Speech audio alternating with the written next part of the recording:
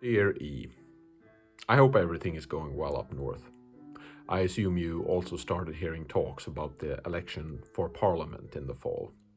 It's still some 9 months out, but most of the media I follow have started to talk about what awaits the political discourse this year. You know the famous quote that goes, "God grant me serenity to accept what I cannot change, courage to change the things I can, and wisdom to know the difference." I try to remind myself of it every now and then, since it's important, I think, to come to peace and terms with what's in your control. If we cannot solve it, then ruminating on it won't do much good either. I will not vote in the upcoming election. I looked at some numbers from the last election. The participation rate was 84%, with around 6,445,000 valid votes cast. If you wanted to enact a change between the two blocks, you would need to change around 21,914 of the votes cast in the election.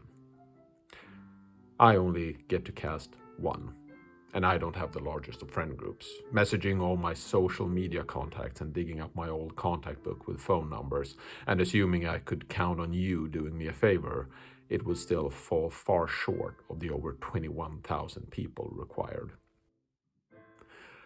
I've started to think voting is an illusion of control. Not that my vote isn't counted, I am most certain it is. But most people, I think, are overestimating their influence in decisions. The party coalitions and the policies would turn out the same regardless of how I cast my vote.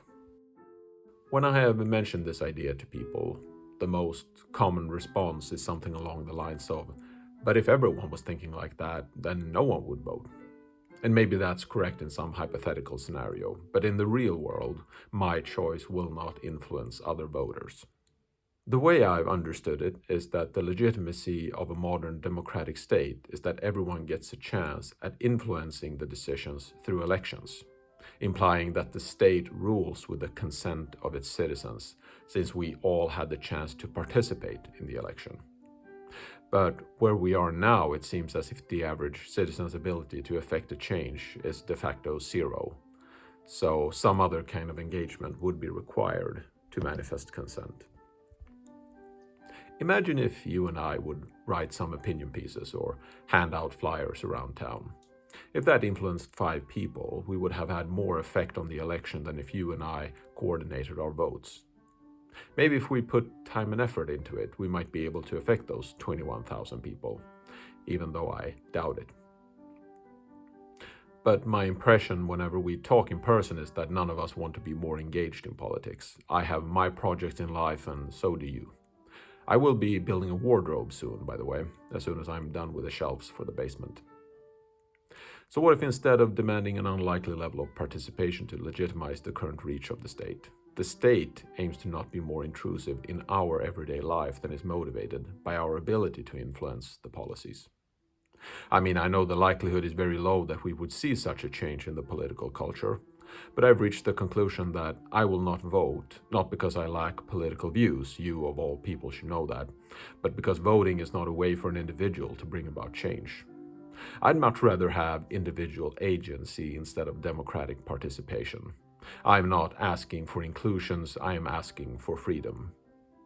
Do you remember the neighbor I mentioned to you and what party I suspect he is a supporter of?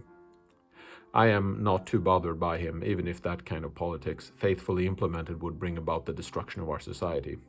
Because at the end of it all, his vote didn't matter.